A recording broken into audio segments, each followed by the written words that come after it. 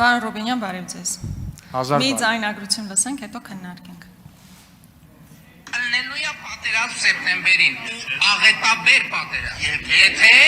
Եթե քաղաքացիական պայմանագիր կուսակցությունը սահմանադրական մեծամասնություն չեմ ասում ընտրություններում աղթի։ Ոնց ուզում եք ինձ ասում եք 18 տվին գայր ասեի, հիմա ասում եմ, շատ ուղիղ ասում, չնայած հիմա ես մտնոլորտը նաև ասում եմ հանդարտ, որովհետև գիտեմ, որ դա իրողություն է։ Մենք ժողովուրդը ստանալու է սահմանադրական մեծամասնություն։ Ալելույա պատերազմ սեպտեմբերին։ Փաստացի սահմանադրական մեծամասնություն չեք ստացել, նույնիսկ 50 գումարած մեկ չեք ստացել, հա, հիմա քաղաքական մեծամասնություն ձևավորված է, բայց ինչպես Նիկոլ Փաշինյանն է ասում, սահմանադրական մեծամասնություն չեք ստացել։ Պարզ հարց։ Արդյոք սա նշանակում է, որ մի ամսից լինելու է պատերազմ, ընդ որում ավերիչ պատերազմ, եւ մենք հիմա բոլորս գնանք մեր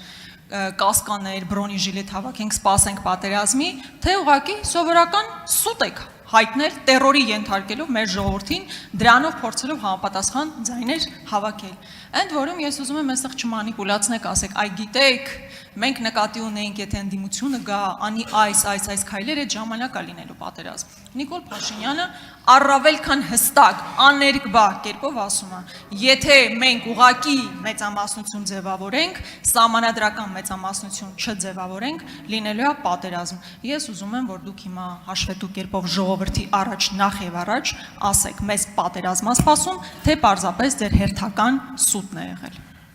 Շնորհակալ եմ Տիկի Գրիգորյան, ափսոս ձեր հայտարարությունները հեռախոսից մեզ չեն պահում, թե չէ հենց հիմա կդնեին, որ դուք ասում եք, եթե Նիկոլ Փաշինյանը վերընտրվի, ես ազգային ժողովի պատգամավորի մանդատը չեմ վերցնի,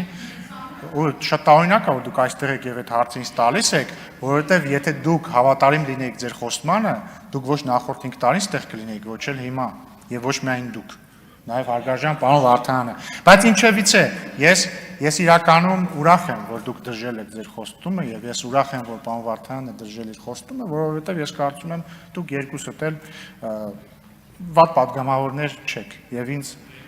բնավ տհաճ չէ ձեր հետ բանավիճելը։ Դե այդ մի քիչ չափազանցություն կլներ պարոն Վարդանյան։ Ինչ վերաբերվում է Նիկոլ Փաշինյանի, հա, իդեպ կարող էի կամ մատնանշեի ձեր նախկին հայտարարությունը, ըստ որի Ռոբերտ Քոչարյանը Ղարաբաղին դուրս է թողել բանակցային գործընթացից, այդ էլ կարող էի ձեզ խնդրել բացատրել ինչ նկատի ունեք դա ասելով։ Բայց իմ ասածը հետևյալն է, հարգելի գործընկերներ, բարեբախտաբար քաղաքացիական պայմանագիր կուսակցությունը ստացել է մեծամասնություն, ստացել է մանդատ կազմել կառավարություն։ Եթե դուք ուշադիր եք եղել քարոզարշավի ժամանակ, եւ սա ամենևին մանիպուլյացիա չի։ Մենք եւ ես եւ վարչապետ Փաշինյանը եւ մեր թիմի անդամները բազմիցս ենք բացատրել, որ մենք չենք ասում, որ պատերազմա լինելու, եթե ընդդիմությունը հաղթի, զուտ են բերումով, որ ընդդիմությունը հաղթի։ Ոչ, մենք ասել ենք, եթե ընդդիմությունը հաղթի եւ հետեւաբար գա իշխանության, ընդդիմությունը իրականացնելու է իր ծրագիրը։ Եվ մենք ասել ենք, մենք տեսնում ենք ինչ է հայտարարում ընդդիմությունը, հիմա չկրկնեմ։ Եվ մենք ասել ենք, որ եթե ընդդիմությունը գա իշխանության եւ անի այն ինչ խոստացել է անել եւ հայտարարել, օրինակ վերանայել խաղաղության պայմանագիրը, վերանայել թրիփի շուրջ պայմանավորվածությունը եւ այսպես շարունակ, ապա դա ակնհայտորեն եւ անխուսափելիորեն բերելու է պատերազմի։ Ինչ վերաբերում է ձեր հարցին,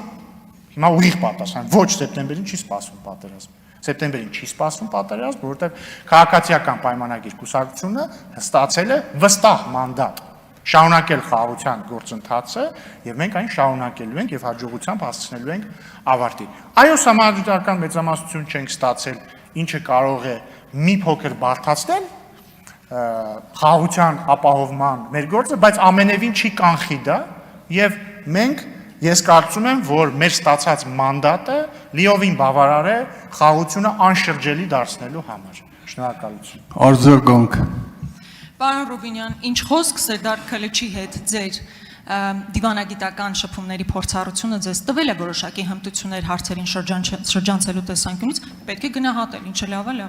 Մյուս տեսանկյունից իմ հետ կապված իմ հայտարարությունները, հետո դրանից հետո գործողությունները իմ եւ մեր ընտրողների հարաբերությունների տիրույթում են։ Այդ ձերը, երբ որ դուք մի ամբողջ ժողովրդի սպառնացել եք պատերազմով, ես վստահ եմ, որ բազմաթիվ են ընտրախախտումների հետ մեկտեղ էական նշանակություն ա ունեցել այս պատերազմի վախը, տերորը ժողովրդին։ Ընդ որում, սա բարոյական հարթության վրա է, ինչ առումով, որ այն ժողովուրդը,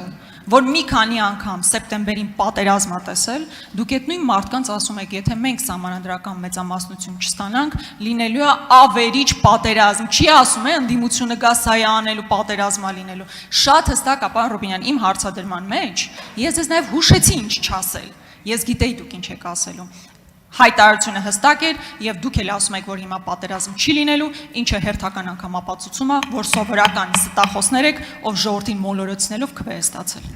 Շնորհակալ եմ Տիկին Գրիգորյան, ես էլ ուրախ եմ, որ ձեր այս 5 տարիների ընթացքում ինձ այդ շփումները ձեզ սովորեցրել են սուր հարցեր տալ, բայց ուրախ չեմ, որ չեն սովորեցրել, որ այդքան էլ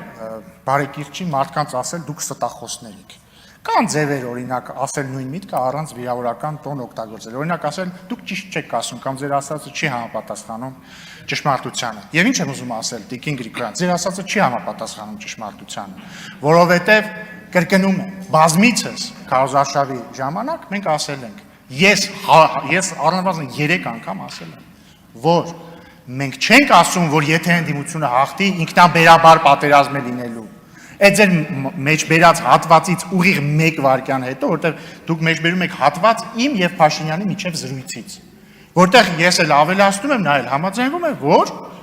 պատերազմ կլինի, եթե ընդդիմությունը գա իշխանության եւ իրագործի այն, ինչը պատրաստվում է իրագործել։ Իսկ ինչ վերաբերվում է ձեր խոստման չկատարման, քննարկման հարցի, ոչ ամենևին ոչ Տիկին